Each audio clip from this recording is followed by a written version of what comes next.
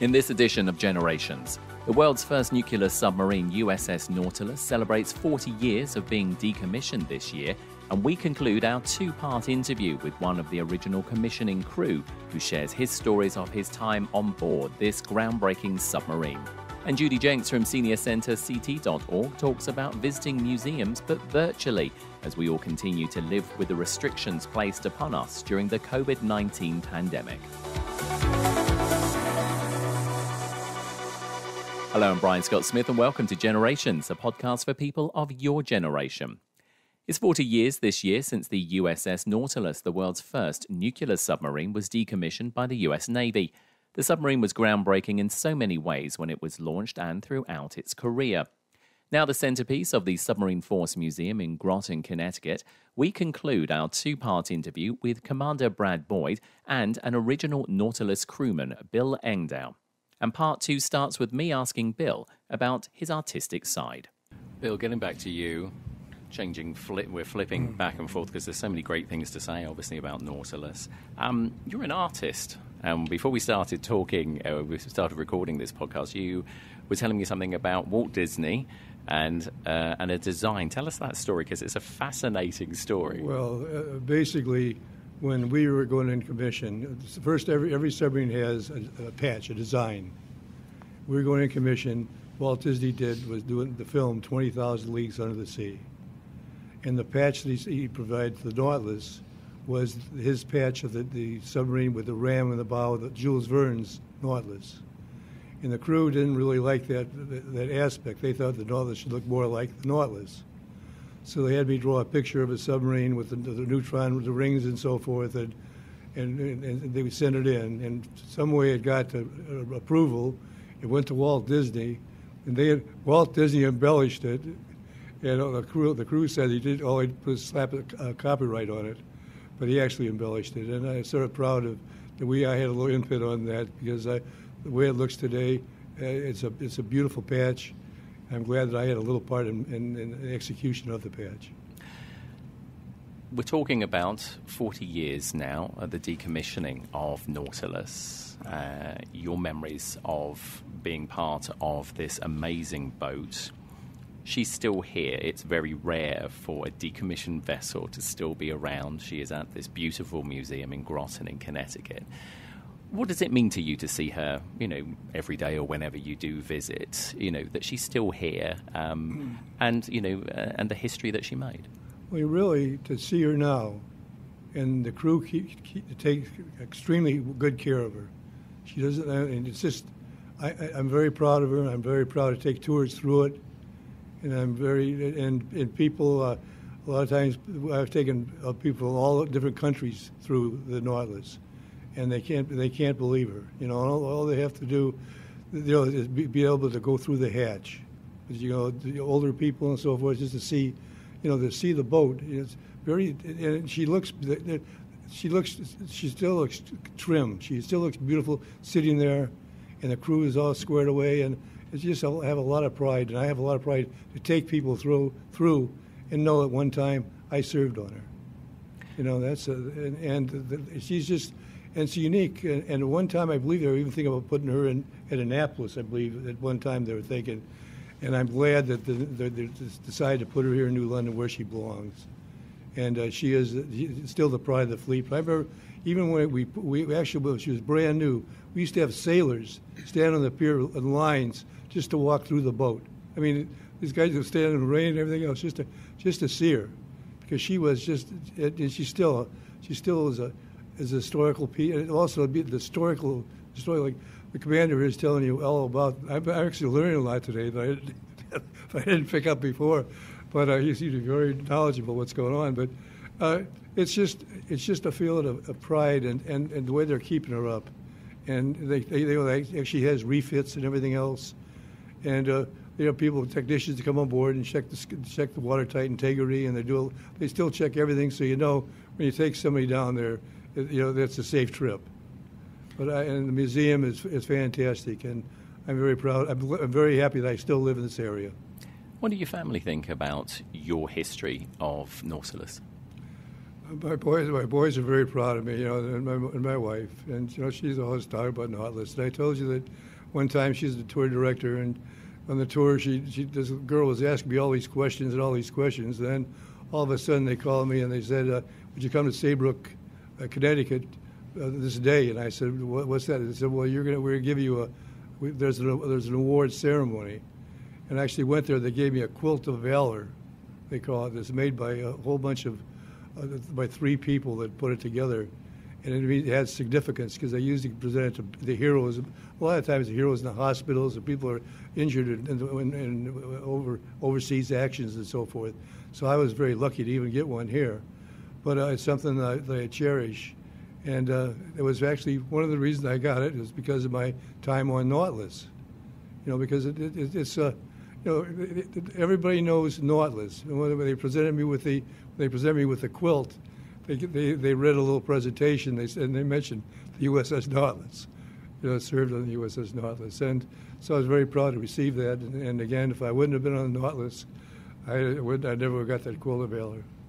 Commander Boyd, why was it important to preserve this piece of national history?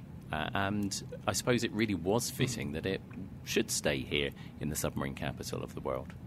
So, in 1980, when she was decommissioned, there was immediately, what do we do with Nautilus? Everybody recognized that Nautilus was the first true submarine, the start of the Navy nuclear propulsion program, which expanded to submarines. We had a couple of destroyers and cruisers, and the aircraft carriers of today are all nuclear powered, and it all started with Nautilus. And they knew we needed to preserve this history to be able to tell that story of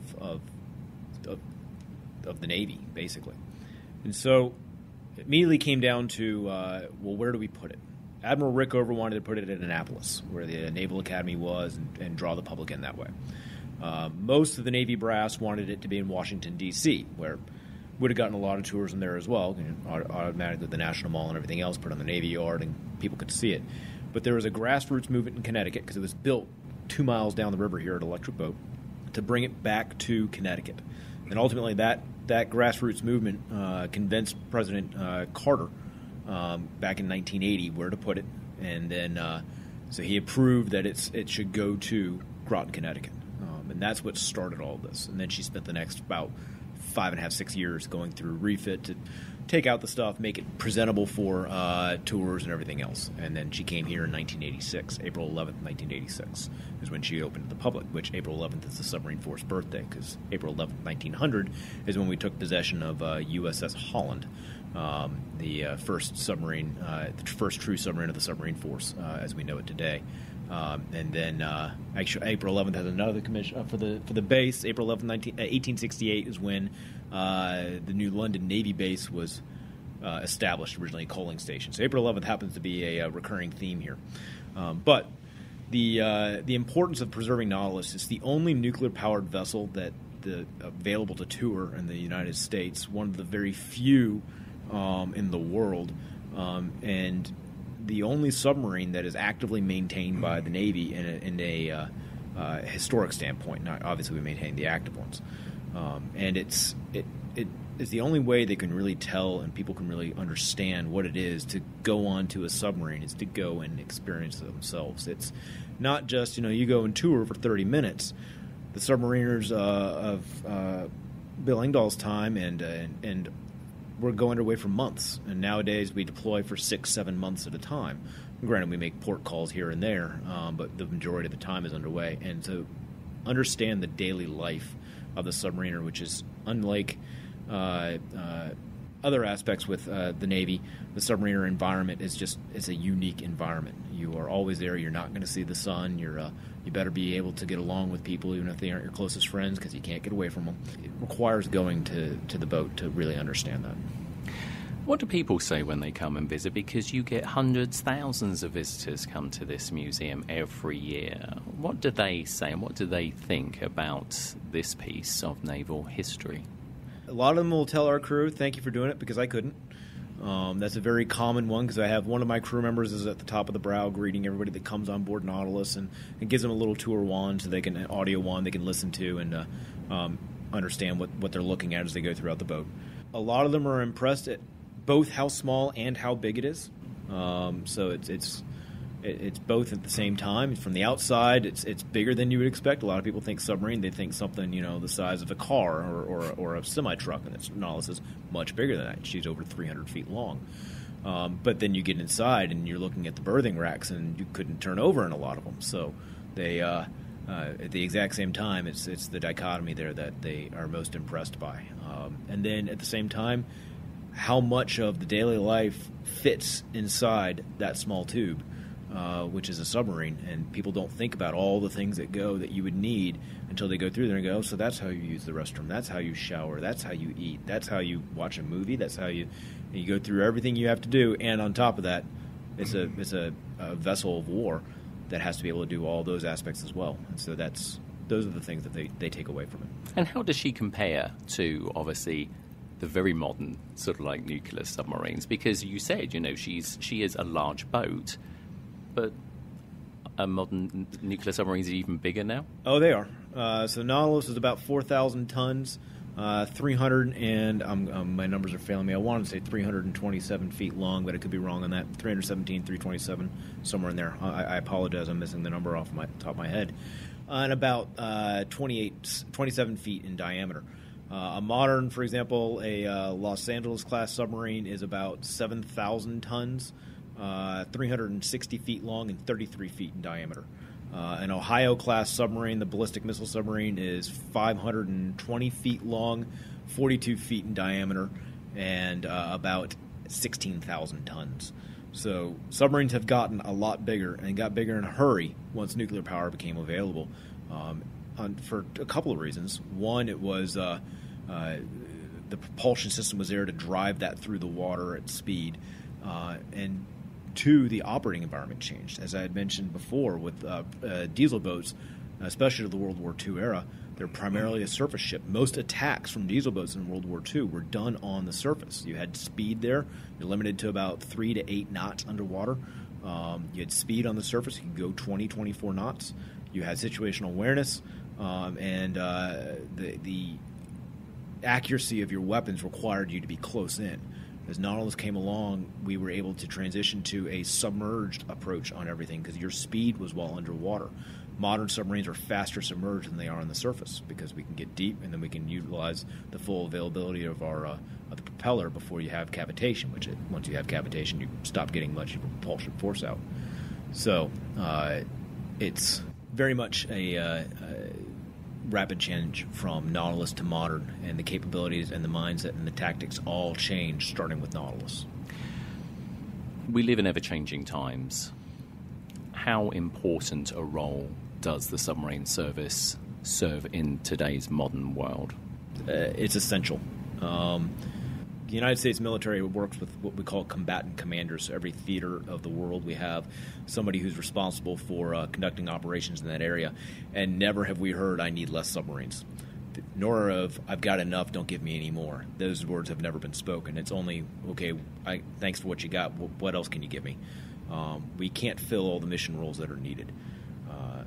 The United States Navy has not fired a torpedo in anger in a case of war. We've tested them. Don't get me wrong. We test them all the time to make sure that they're going to work when we want them to. We haven't fired in anger since World War II. We haven't fired a deck gun. We haven't had a deck gun since Vietnam. Now, we'll use Tomahawks. Will be the preferred method of delivery for that because you don't know the Tomahawk's coming until it's flying, whereas if there's a surface ship sitting off your coast, you know it's there. But our bread and butter is intelligence, surveillance, reconnaissance. And so we can sit there and operate when no one knows that we're there because everybody knows when the satellite goes by or the plane goes by. Nobody knows when the periscope's sticking up, watching what you do, listening to what you say, preparing the battle space. Once again, all thanks to nuclear power, it allows us to stay on station and conduct those operations far from home at will. I'm going to put the final question to you, Bill. It's a two-part question. How special a person do you have to be a submariner? And two, it is a silent service and also quite a secret service. How do you live with that there's secrets that you just will never be able to tell people because of things that you were asked to do or your missions, etc. That's true, and really basically even my wife, there are things I couldn't tell. We were planning a camping trip, and I knew I was going to make a deployment. I couldn't. It was hush hush. They said I was one of the few people that knew, and it was tough. But the thing is, I think as far as to be a submariner, you have basically. I think you stand up to plate. You don't have to be a daredevil, but you have to have an ability to understand what's going on around you and how to react in all situations. You're never in a panic mode because your life depends on the guy next to you. So the crew, when you go to sea, you really depend on your shipmates, because and on the Nautilus and every other submarine been on, you really depend on your crew. And I think there's when they lost the Thresher, there was somebody that actually said, why would people stay on a submarine knowing that it happened? Why? And the thing is, you do believe in the technology that we do have. And right when we did lose that submarine, they improved the safety of the submarines immensely. And it's all, so when you go to sea now, you don't even think about it. You know that you're in good hands, because you get great skippers. You're well trained. I mean, the technology that they give a second class or a third class, the things they can do is phenomenal. I'd like to say one other thing. I think you can't think about the USS Nautilus without actually mentioning Electric Boat Company, because EB, or they used to call it EB, but Electric Boat and General Dynamics, they took the challenge other shipyards didn't take to actually build the Nautilus, and they did with the skill and the technology. And there were a lot of adversarial moments and things they had to do and had to comply with. When we went to sea on January 17th, 1955, the whole crew at EB and the Wet Dock, they're all the shipyard workers were all there waving. They're so proud to be a part of putting her to sea. I'll never forget them looking down at those faces, and I felt proud as I could be. Well, gentlemen, to you both, thank you, Bill, and also Commander Boyd, for sharing your knowledge and your memories. Thank you both for your service and for joining us on Generations. Thank you. Thank you. Our thanks to Commander Boyd and Bill Engvall for taking us on the Nautilus journey for the past 2 episodes. And you can find out more about the submarine by visiting ussnautilus.org. And Commander Boyd takes you behind the scenes of Nautilus as well in a video series he's created, which you can find on the Facebook page at USN Subforce Museum, or go to Facebook and search Nautilus Behind the Scenes. So joining us as always is Judy Jakes from seniorcenterct.org. Judy, it's another virtual meeting, sadly. Yes, again. I'm very optimistic. I think that we're headed in the direction where we definitely will be face-to-face next month, as long as some of the office space that we use is open as well. I look forward to it. But in the meantime, you've been doing some virtual sort of visiting, haven't you? Yes, I have. You encouraged that last time. And so as we travel down this road that we haven't traveled before, we keep looking for new things to do. We often wonder what's open, what is closed, have the hours changed? Have they gone virtual? Are they using Zoom or something like that? So let's see if we can figure some of that out. Let's take a look at what's going on with museums. Once you start looking, I think you'll find amazing opportunities. You'll be able to visit places you've only read about or learned about in school, and the visit is very real and much better than just looking at pictures. One site I found, upgradepoints.com, has 75 best museum tours around the world that include art, history, science, and technology. And from this site, I visited the Hermitage Museum in St. Petersburg, Russia. In the main museum complex, you're able to visit all 3 stories and see thousands of pieces of art, plus the entire building, which of course is a work of art in itself. And when you're there, don't forget to look at the ceilings. Those are amazing. And to a degree, you can move around almost as if you were there. And the added bonus of virtual tours I found is no one's in your way. You don't have to wait to see something. It's right there in front of you. And then Kate Brusquet posted an article in March with a massive list of 30 amazing virtual tours of museums, zoos, and theme parks. I visited the National Museum of the United States Air Force. This tour is so clear you can read the placards for each display. You touch on blue arrows to move, and then you can zoom in for unbelievable details. And how about going to a children's museum? The Minnesota Children's Museum has activities, ideas, and hands-on activities you can do at home. So you'll be able to find some new things to do with the kids. So when you're sitting home, you can travel the world and see amazing works. You can even revisit a museum you've been to years ago, see what's different and what's the same. And don't overlook visiting a zoo or a theme park. At many zoos, you can watch live stream cameras of pandas, penguins, elephants, koalas, and at the Cincinnati Zoo, you can even go on a daily safari. All of this is a great escape. Invite others to go with you. You can all visit the same place and conference call as you tour, or even afterwards over a glass of wine. Perhaps on another day, you can invite your grandchildren to come along as you go to the zoo.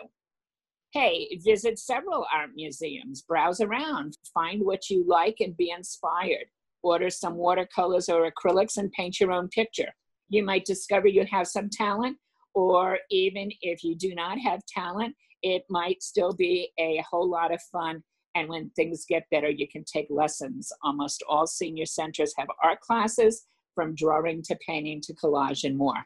So do something different today. As always, great stuff. And obviously, as we record this, things are starting to reopen here in the state of Connecticut, and things like museums and zoos and aquariums. But I think, people are still a little bit wary about going to some of them. But also, of course, they're not allowed to, open up 100% either, are they? So I think, the things that you've touched on are just such great ideas. And also if you're on a little bit of a budget, because, some of us are a little bit money squeezed at the moment as well because of what's been going on. And then we aren't always able to travel, like to the museum in Russia. I don't ever see myself going to Russia under any circumstances. But wow, what an amazing place. So, any museum that maybe you've heard about, some of the zoos like San Diego Zoo have different virtual things or those live cameras. And I really think to a degree, this kind of thing is going to continue. Even once the zoos and the museums are open, I still think that there is an avenue for the virtual because we can't always get to where we want to see things. Oh, absolutely. I mean, even though I lived in the United Kingdom for many years before I came here to the USA, I never actually visited or did a Buckingham Palace tour. It was like later on in life when they started to open it up. And so I decided to go on a Buckingham Palace tour, a virtual tour. And that was very interesting because, again, as you were saying with the ones that you were taking, you can basically, it almost feels, especially if you've got quite a big monitor on your computer, you really feel as if you're there and you can move everything around. And they've done a complete 360. So you can look up at the ceilings because, like you said, some of these places are so ornate and the ceilings included in that. I thought what was interesting about the Buckingham Palace tour is they've been very clever in that they've only put maybe about 4 rooms actually on there, which are fairly significant, and they've got little info buttons on there as well, so you can click that and it gives you a little bit more information. But clearly they're hoping that once they're open again that you'll come back and actually come and physically see obviously Buckingham Palace. But the site itself was very well put together, very easy to navigate, sort of thing, and lots of good information. And it certainly piqued my interest. And like I said, and somebody who's British, who never actually got round to visiting the palace, it was absolutely fascinating looking around it. And I did find, as I did research for this piece, that there are sites, museums that are more difficult to view things. But I don't want people to be discouraged. Just keep looking. You will find the ones that have done an amazing job. And it was like the Children's Zoo. Some of those activities they have really aren't that complicated. You have the stuff already at home, but it gives you the idea of, oh yeah, I never thought of doing this. Come on, kids, let's go do this. Absolutely. And I know some of them as well, not all of them. But again, to your point, we are going to see much more of this going forward in the future. I agree with you. Is that if you've got certain phones and headsets, you can actually put the phone in the headset and you get that sort of like a virtual reality, augmented virtual reality. So, you know, you don't actually see anything outside at all. You're just seeing the actual picture and as you move around. And that's very clever. And I think that's, again, something that we're going to see as the technology continues to get cheaper, but also progresses as well. And I'm not going to be surprised either if this doesn't become a way for some of these places to raise money, you know, so you can go on the virtual tour, you know, say for $1, $5. And you could get school groups doing this and paying a fee. And it could be a way for them to supplement their budgets. Yeah, I think that makes absolute sense, doesn't it? Because, I mean, we've seen so many other businesses like adapting and evolving during the COVID like pandemic, which, of course, we're all still living with. And again, to your point, yeah, why would you not monetize this so that, you know, because, of course, many of these museums don't always get handouts from, you know, the state or the federal government. So, of course, they're very reliant on people coming in and spending their dollars. And of course, if they're not coming through the door. So no, I mean, you know, I certainly would pay a reduced fee, go onto you know, a museum website for sure. And with what has gone on and with these places being closed and no income in a lot of cases, it really makes me wonder how they're going to overcome that obstacle as we go forward. Going to be an interesting one, isn't it, for the arts, as it were. But, you know, hopefully they are well supported. I mean, I think with some of them as well, with some of these museums, of course, if you've purchased sort of like a yearly ticket or something like that, obviously that's helping to keep them going as well. Because, I mean, I know that the Guard Arts Theatre near where I live in the New London area, you can actually buy sort of like an ongoing ticket for their sort of like their summer films festival. And they're honouring that by doing different things, even though that they can't have you necessarily sitting inside the theatre. So some of them are lucky enough, I think, to have good patronage from that point of view. And you're right when you pointed out the memberships. I used to think at one time, you know, that they were very expensive, but a yearly membership to a lot of our area museums is very affordable, and it gives you the opportunity to go back many times. I know Mystic Seaport, when we did the yearly membership there, was amazing on how affordable it made to go down there 4 or 5 times a year. Yeah, and that's the thing, isn't it? Because, of course, we go to these places and you think, oh, yeah, well, we've done it. But so many of them change some of their galleries or whatever that they're actually showing. So, you know, it's foolish actually not to if you can afford it, of course. That's always the thing. But if you can afford it, it's actually a good idea because it does work out cheaper getting that membership. And as you say, going back and saying, oh, that's new and enjoying it all again. And, of course, if it's a great day, it's always, you know, it's just a nice day out. And especially I want to go back to Mystic Seaport because it's so big and so diverse. We had bought the grandparent membership and took our grandchildren, and we went back like 4 times that year with them. And of course, being young kids, they're like, but Granny, we've already been there. Each time we went back, they found things very new and different to do because we weren't able to do everything that first or second time that we went. Well, Judy, as always, you cover the most interesting, intriguing, and unique things for us, and we are appreciative of it. And we are now crossing our fingers, touching wood and everything else that, yes, next time. But let's not jinx it. Hopefully it will be a face-to-face. Yes, and thank you, Brian, again for hosting and producing these podcasts. You do an amazing job. You're very, very welcome. And you stay safe, and we will catch you again next episode. You as well. That's all from this edition of Generations. Don't forget to visit seniorcenterct.org to find out what's going on in your neck of the woods. And if you want to send us a topic to talk about or want to be our guest on the podcast, drop us a line by visiting the seniorcenterct.org website. Go to the bottom of the homepage and click the How to Advertise with Us link to get in touch. From myself, Brian Scott Smith, thanks for listening. Stay safe, and we'll catch you next time.